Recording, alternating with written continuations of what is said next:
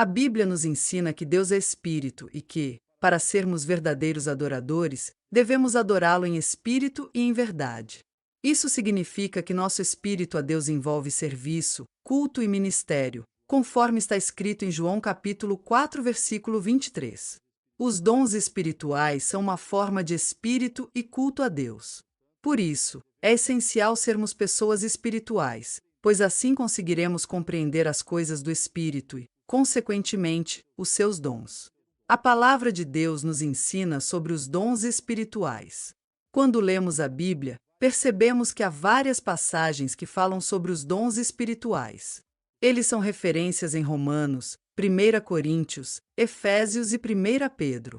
Diante disso, surge uma pergunta importante: como podemos entender esses dons e como eles são classificados? Os dons são dádivas da graça de Deus. No grego, a palavra dom vem da mesma raiz de graça, o que significa que o Espírito Santo concede esses dons gratuitamente, sem que ninguém os mereça.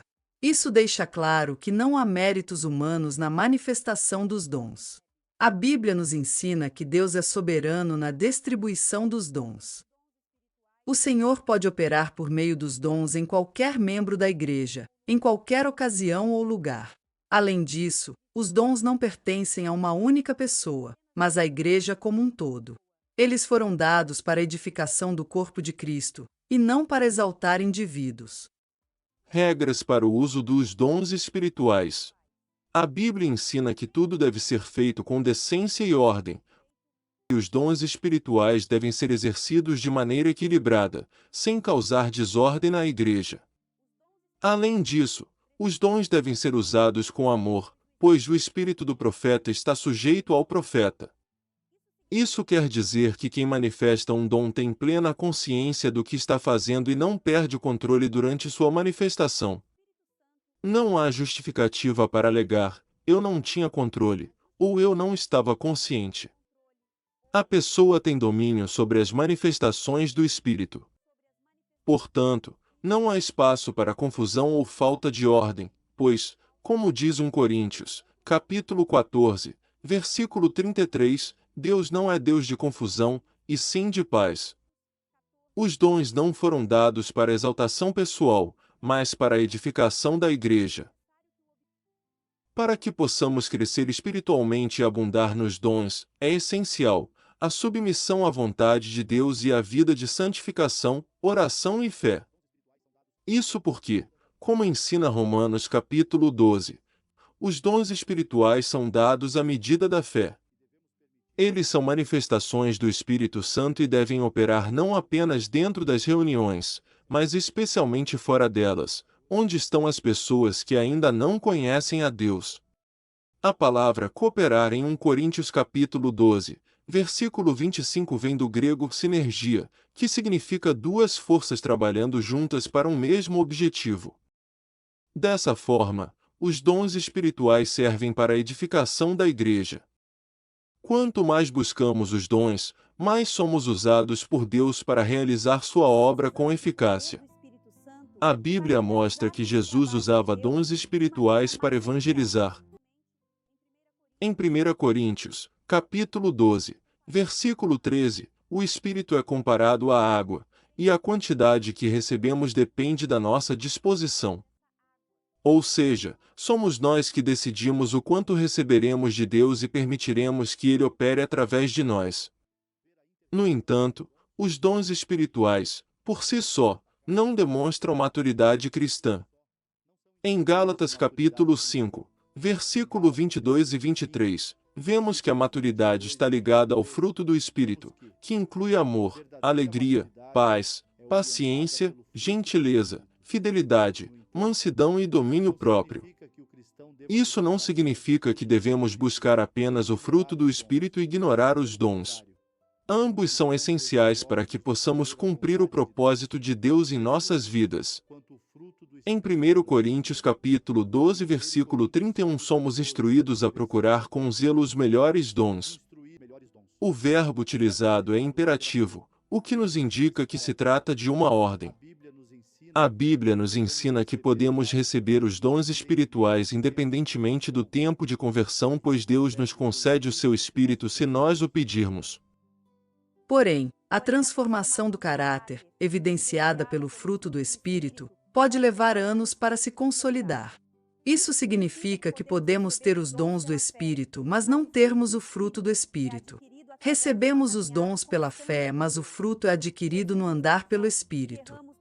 Jesus nos alertou que erramos por não conhecer as Escrituras nem o poder de Deus. Portanto, é essencial equilibrar ambos. A palavra sem o poder pode se tornar mera religiosidade, enquanto o poder sem a palavra pode levar a caminhos perigosos, semelhantes ao espiritismo, ou gerar uma vida cristã superficial, onde o inimigo pode facilmente nos enganar. E quais são os dons do Espírito Santo? Começamos pelos dons de revelação, que é composto primeiramente pelo dom da palavra de sabedoria. Essa sabedoria não se trata do conhecimento humano santificado, mas sim de uma sabedoria sobrenatural concedida pelo Espírito Santo. Ela é de grande valor para o conselho, a direção e a liderança da Igreja, pois abre a mente para compreendermos a palavra de Deus. O segundo dom desse grupo é a palavra de conhecimento, cuja fonte está na onisciência de Deus. A palavra do conhecimento é uma revelação vinda de Deus, transmitindo conhecimento e esclarecimento de fatos de modo sobrenatural. A palavra de conhecimento revela problemas e pecados ocultos, traz à luz o conhecimento de doenças internas e desconhecidas. A palavra de conhecimento está intimamente ligada à palavra de sabedoria. Enquanto a palavra de conhecimento revela problemas ocultos, a palavra de sabedoria nos ministra como devemos resolvê-los. O dom de discernimento de espíritos não deve ser confundido com o espírito de criticar. Discernir espíritos é, na verdade, o ato em que Deus revela se uma pessoa ou ação provém dele, da própria pessoa ou de um espírito maligno. Esse dom permite ao crente perceber o mundo espiritual e a influência que atua no ambiente. A primeira coisa revelada pelo dom do discernimento de espíritos quando operado pelo Espírito Santo é a verdadeira origem da manifestação espiritual, se é divina ou satânica, e se deve ser aceita ou rejeitada. O discernimento de espíritos confere ao crente a capacidade sobrenatural de identificar a presença de demônios e inclui o poder para expulsar espíritos malignos. Os dons de poder são compostos primeiramente pelo dom da fé. Não se deve confundir o dom da fé com a fé comum, sem a qual é impossível agradar a Deus. A fé é essencial para a salvação da alma. O dom espiritual da fé é uma qualidade especial de fé chamado às vezes pelos teólogos de a fé de milagres. Os tipos de fé são a fé natural, que a gente vê lá em Hebreus 11, 6. A fé da salvação, que você pode conferir em Efésios 28. A fé do fruto do Espírito, que a gente vê lá em Gálatas 5, 22. E a fé como dom do Espírito Santo em 1 Coríntios 12. Mas lembre-se, devemos ficar atentos para os inimigos da fé. Lemos em Timóteo capítulo 6, versículo 12, combata o bom combate. Observe, a luta pela fé é a única a qual somos chamados. É importante esclarecer que apesar de alguns acreditarem que devem lutar contra o diabo, Jesus já derrotou o diabo em nosso favor. Ele foi nosso substituto e pessoas não têm poder próprio para enfrentá-lo. Assim, travar o bom combate da fé significa resistir aos inimigos da fé, ou seja, aos impedimentos que os enfraquecem. Afinal, se não houvesse inimigos da fé, não haveria combate. Inimigo número: falta de compreensão sobre o que significa ser uma nova criatura em Cristo. Aos Coríntios, Paulo diz: e assim, se alguém está em Cristo, é uma nova criatura.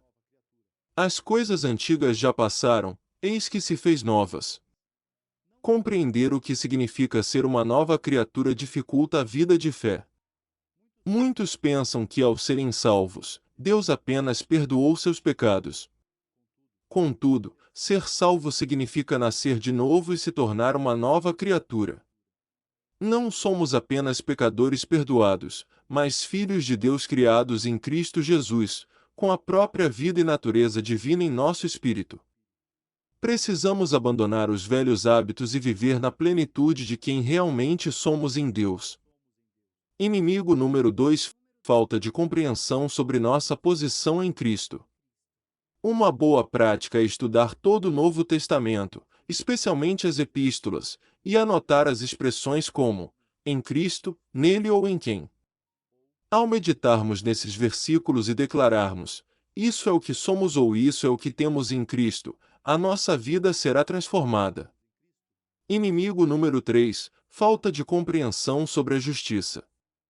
Em 2 Coríntios, capítulo 5, versículo 21, Paulo diz: aquele que não conheceu o pecado fez pecado por nós, para que nele fossemos feitos justiça de Deus. Pelo novo nascimento tornamo-nos justos diante de Deus. Deus não cria novas criaturas iníquas, somos novas criaturas, assim como em Cristo. Isso significa que podemos estar na presença de Deus sem culpa, vergonha ou medo, como se nunca tivéssemos pecado. Quando pecamos podemos nos sentir indignos, contudo, João capítulo 1, versículo 9 nos assegura que ao confessarmos nossos pecados Deus nos perdoa e purifica. Recuperamos assim nossa posição de justiça diante dele. Inimigo número 5: não coloque em prática a palavra. Se acreditamos que a palavra de Deus é a verdade, precisamos agir conforme ela. Provérbios diz: confia no Senhor de todo o teu coração, e não te estribes no teu próprio entendimento. É fundamental perguntar: o que diz a palavra de Deus? Muitos acreditam nas promessas bíblicas, mas não estão em conformidade com elas. Inimigo número 6: não manter firme a confissão de fé. Em Romanos lemos: porque com o coração se crê para a justiça, e com a boca se confessa a respeito da salvação. Há uma confissão que faz com o coração e outra com os lábios. Quando ambos se harmonizam, somos fortalecidos na fé e na oração. Muitos cristãos são derrotados porque têm uma confissão negativa, sempre falando de suas fraquezas e falhas. Somos o que confessamos. Que pedimos em oração, crendo, recebemos. O exemplo da mulher com hemorragia, Marcos capítulo 5, demonstra isso. Ela declarou: se eu apenas tocar as vestes de Jesus, ficarei curada. Sua fé, expressa em palavras, trouxe a vitória. O próximo dom deste grupo é na verdade no plural, que são os dons de curar. Nós temos aqui a pluralidade do vocábulo, dons, não é um só, mas muitos. A cura relatada aqui não se trata de uma terapia ou intervenção cirúrgica, mas sim, poder milagroso de Deus, em curar um enfermo, pela ministração de sua palavra e oração. Os dons podem operar através de um toque ou uma palavra de Deus. Um poderoso fluxo de divina unção e virtude.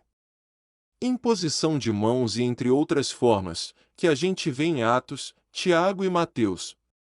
Apenas quem tem dons de curar pode ser usado por Deus para curar enfermos? Não.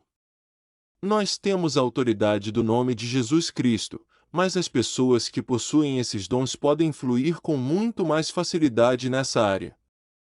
E aqui nós podemos dizer que talvez seja no plural, justamente porque tem pessoas que fluem mais com determinadas doenças do que outras.